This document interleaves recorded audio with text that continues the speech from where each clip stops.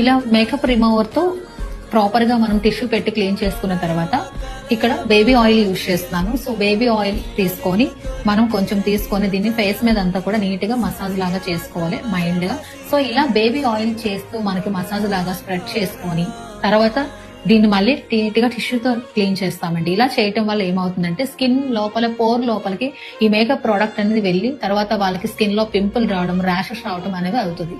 So అలా అవ్వకుండా ఈ బేబీ ఆయిల్ తో కూడా మనం ఒకసారి ఫేస్ మీద అప్లై చేసేసి ఇది లైట్ గా ఫేస్ అంతా కూడా స్ప్రెడ్ చేసేసి మొత్తం ఇప్పుడు మనం టిష్యూతో రిమూవ్ చేసి అప్పుడు మనం ఫేస్ వాష్ కు వెళ్ళాలి.